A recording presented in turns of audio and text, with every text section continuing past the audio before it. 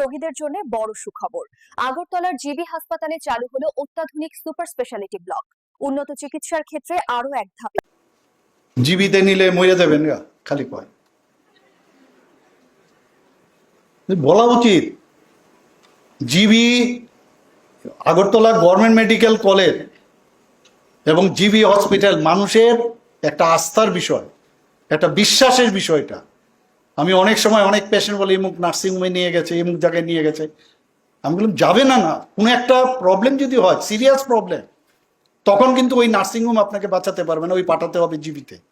কাজে বিশ্বাস রাখুন, পরিষ্কার পরিচ্ছন্নতা এইসব আমরা জানি, ওই যে আপনার চাকচিক্য থাকতে হবে, এগুলো তো আমরা করছি। এখন আমরা যেটা 250 কোটি টাকা খরচ করে যে সুপার স্পেশালিটি আমরা ব্লক করলাম, সেখানে আছে, সেটা তো থাকবে, কিন্তু আরো আস্তে আস্তে করে আমরা সেইগুলো আমরা দেখছি। আগে তো ভাঙা হাতলের, আমরা যখন চাকরি করতাম ভাঙা হাতলের এবং ওই যে টেবিল ভাঙা, তার উপরে ওই পর্দা কেটে, পর্দা সিস্টার কেটে ওই টেবিল ক্লথ বানাতো, এরকম অবস্থা ছিল।